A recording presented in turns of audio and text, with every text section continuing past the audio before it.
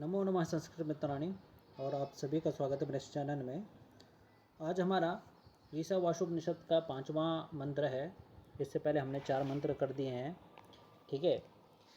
तो चलिए फिर आज की वीडियो को प्रारंभ करते हैं। जो नए जुड़े हैं कृपया करके चैनल को सब्सक्राइब जरूर कीजिएगा और मेरे आने वाली वीडियो अब तक पहुँच सके। यहाँ पे देखिए आप मंत्र में तदे जति तन्ने जति तद दूरे तदवंतिके, ठीक है। ये पूरी पंक्ति देखिए कि तदे जति तन्ने जति तद दूरे तदवंतिके तदंतरस्य सर्वस्य तदु सर्वस्यास्य बाह्यतः, ठीक है। अब हम शब्द सा अर्थ देखेंगे कि तो स्पष्टता और भी हो जाएगी। तो कोई सा भी शब्द होगा जो शब्दार्थ यदि पूछ ले परीक्षा में, तत् ए जति, ठीक है। तत् यहाँ पे तत् हो जाएगा, ठीक है। तत् ए जति, ठीक है। तत् प्लस ए जति तदे जति हो जाता है। तो तत् मतलब होता वे चलते हैं। तो किसके लिए कहा गया वे चलते हैं? तो परमेश्वर के लिए बारे में कहा गया है, ठीक है। तो तते जति तत् ए जति वे चलते हैं। ए जति मतलब चलते हैं। अब यहाँ पे दूसरा देखिए तत् न ए जति। अब यहाँ पे ये जो इसका भी है, यहाँ पे है तत् न ए जति, ठीक है। तत् न ए जति वे नहीं चलते हैं, न ए जति नहीं चलते हैं। तो तत् ए जति तत् न ए जति वे चलते हैं, वे नहीं चलते हैं। तत् दूरे तद्वंतिके। अब यहाँ पे तत् वही है, तत् दूरे, तत् वे, दूरे दूर से भी क्या है, मतलब दूर से भी दूर है। और तद वंतिके। अब देखो यहाँ पे कैसा है कि तत् ओ अंतिके, ऐसा, ठीक है। तद्वंतिके, ठीक है। तद ओ अंतिके ऐसा आ रखा है वहाँ पे। ये ऊ कहाँ से ले रखा है? तदु, ठीक है। तदु नीचे से देखो, इसी ऊ को यहाँ पे भी ले रखा है। या तद अंतिके भी कर सकते हो आप कि अत्यंत क्या है, समीप है, ठीक है। तद्वंतिके का अर्थ क्या है? अत्यंत समीप। वे तत् यहाँ पे लीजिए, तत् प्लस अंतिके, ठीक है। इसका अर्थ होता है समीप में। तो पहली पंक्ति का अर्थ समझ में आ गया होगा कि वे चलते भी हैं। अब देखो यहाँ पे इसका अर्थ वे चलते भी हैं, वे नहीं चलते हैं, वे दूर भी हैं, वे समीप भी हैं। अब इस दूसरी पंक्ति कर दे, तदंतरस्य सर्वस्य, ठीक है। वही आ जाएगा फिर तत् अस्य, कि तत् मतलब वे, अस्य मतलब इस, सर्वस्य समस्त जगत के। तो तत् अस्य, ठीक है, हो जाएगा, ठीक है। तत् अस्य सर्वस्य अंतः, ठीक है। अंतः यहाँ से ले लेंगे, ठीक है। या फिर इस प्रकार से भी कर सकते हैं, तत् अस्य अंतस्य सर्वस्य, इस समस्त जगत के भीतर परिपूर्ण है। इस के इसके अंदर, किसके? तो समस्त जगत के अंदर। इतना ही इस पंक्ति का अर्थ ये है कि वे क्या हैं?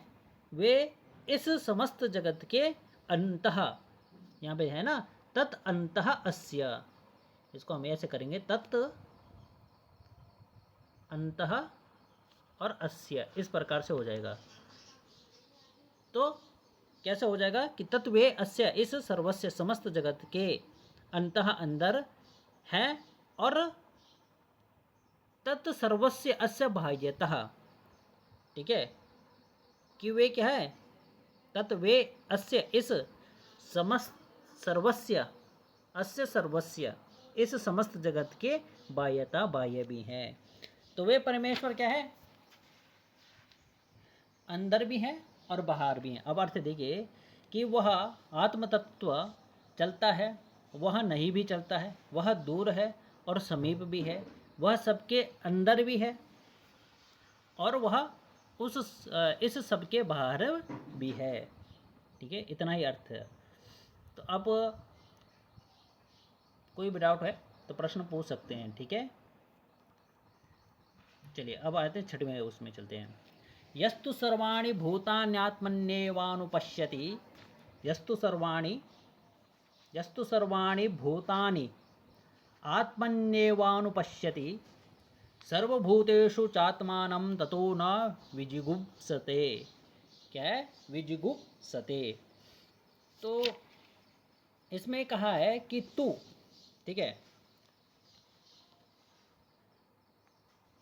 यह तू कैसा हो, यह यहाँ पे है ना, यह ये है यह प्लस तू, इसलिए यस्तु हो रखा वहाँ पे। ठीक है, क्या हो रखा? यस्तु,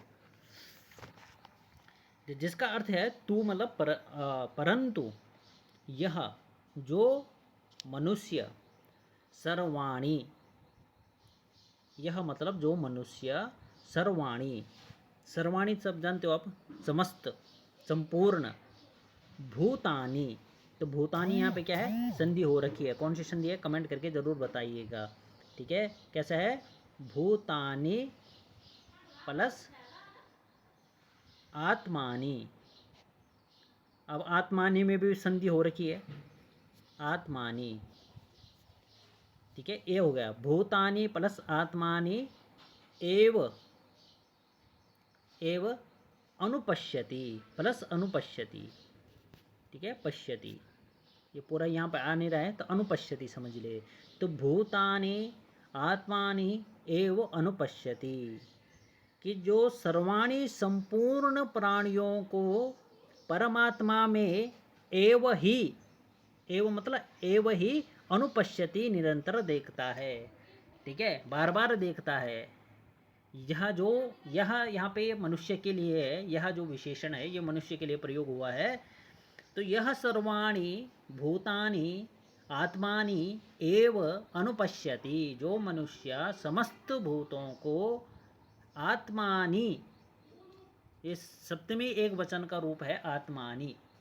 ठीक है, आत्मन शब्द है, आत्मा, आत्मानो, आत्मानः, तो आत्मानि सप्तमी एक वचन का। तो आत्मानि माने आत्मा में, परमात्मा में, एव मतलब ही, अनुपश्यति निरंतर देखता है। च, अब च लिख देंगे नीचे, च, ये च यहाँ से ले लेंगे, च सर्वभूतेषु, कि समस्त संपूर्ण प्राणियों में, आत्मानम माने परमात्मा को, ततः उसके पश्चात,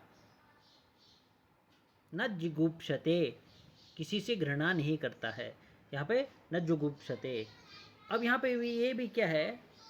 अनुपश्यति, ऐसा करते हैं, अनुपश्यति को लेना पड़ता है यहाँ पे, अर्थ लेना, ग्रहण करना पड़ेगा यहाँ पे। ठीक है, च और सर्वभूतेषु, संपूर्ण प्राणियों में, आत्मानम परमात्मा को देखता है, अनुपश्यति बार बार देखता है। ठीक है, एक तो समस्त भूतों को क्या आत्मा में देखता है। ठीक है,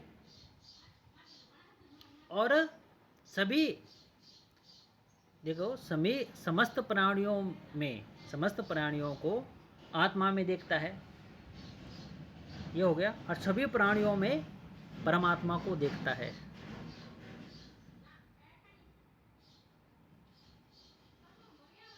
ततः न जुगुप्सते, वो कभी क्या घृणा नहीं करता है। ठीक है, अब जब मनुष्य क्या होता है, प्रत्येक प्राणी में परमात्मा को भी देखता है।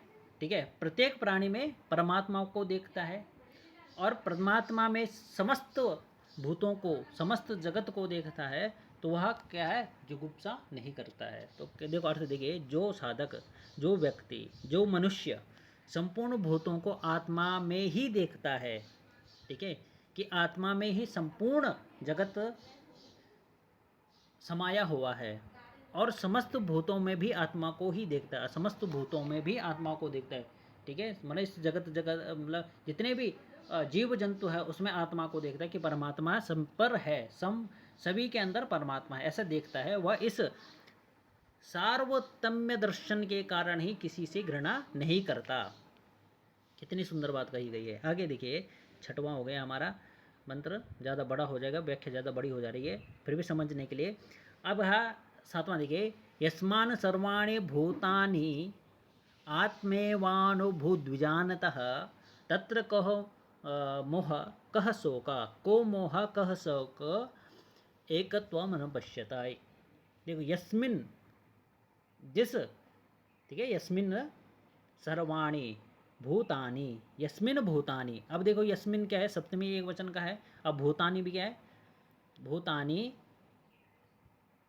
बहुवचन का रूप है। भूतानि आत्म एव अभूत द्विजानतः, अभूत द्विजानतः। किस प्रकार से हो जाएगा कि यस्मिन, जिस स्थिति में, ठीक है, जिस समय या जिस स्थिति में, विजानतः पर ब्रह्म परमेश्वर को भली भांति जानने वाले महापुरुष के, ठीक है, ज्ञानी पुरुष के लिए सब भूत आत्मा ही हो गए।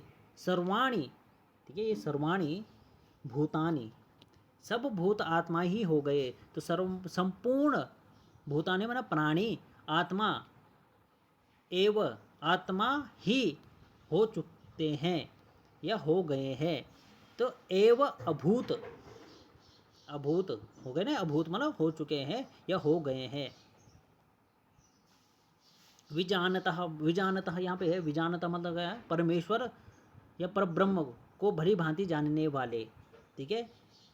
जिस समय ज्ञानी पुरुष के लिए सभी भूत आत्मा है, आत्मा ही हो गए हैं, ठीक है, इतना हो गया, हो गए हैं। तत्र कह मोह कह शोक, उसके लिए कौन सा मोह है और कौन सा शोक है।